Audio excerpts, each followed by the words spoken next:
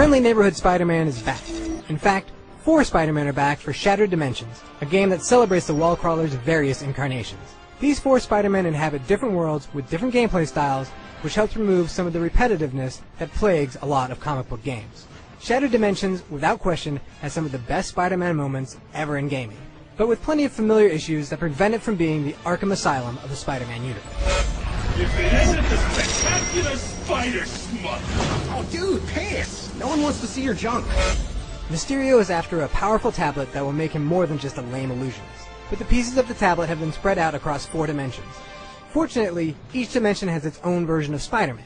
There's the Amazing Spider-Man, Ultimate Spider-Man, Noir Spidey, and Spider-Man 2099. Each has unique abilities, a different visual style, and even different voice actors pulled from Spidey's long television history. I'm Spider-Man. That's what I do. I break bonds. As you hunt down the pieces of the tablet, you'll get a first-hand look at Spidey's notorious rogues gallery. What's cool about Shattered Dimensions is that each world can bring drastic changes to familiar foes. Green Goblin, Dr. Octopus, Electro, and others are radically different from what's been seen in past Spidey games, and the intros for each boss are handled brilliantly. The story is pretty weak though. Spider-Man goes from level to level chasing and then beating a boss to collect a piece of the tablet. That is the plot. Spoilers! Now hold still while I deliver the coup de grace. I hate French food! But there are plenty of good things that will pull you along, even if the story doesn't do the trick. Each level has 15 challenges to tackle, and those challenges unlock upgrades to your character and a slew of cool bonus costumes. Who wouldn't want to play as Bagman Spidey of Fantastic Four fame?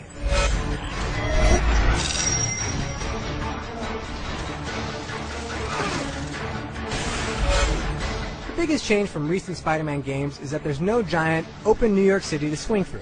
Instead, you have well-crafted, linear levels that offer little freedom for exploration, but have more flavor than Activision's usual virtual Manhattan.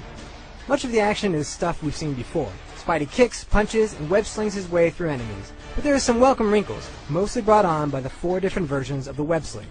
The Amazing Spider-Man world features the classic webhead, who has the same powers and skills as would be expected. But the Noir Spidey isn't nearly as strong and relies on stealth to take out enemies. He needs to use the shadows. If spotted, bad things happen. It's not a perfect stealth system, and it can definitely get frustrating at times. Ultimate Spider-Man wears the Venom suit and can enter Rage mode to truly punish his enemies. And the 2099 version can enter an Altered Vision mode that slows time, allowing him to dodge missiles and pummel enemies with greater ease. There are also some slick Halo jump sequences where Spidey has to chase enemies while rocketing towards the ground.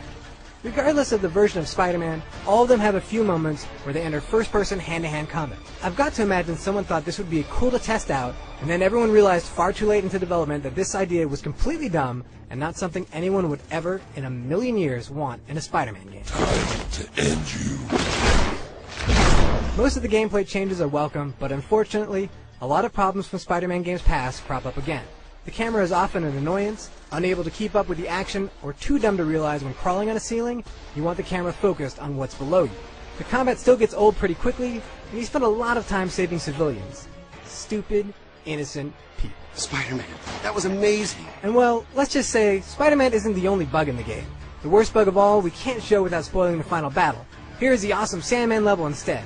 So this bug happens in the final fight. It's easy to come across, and will probably drive half the people who play Shattered Dimensions insane. So, that sucks.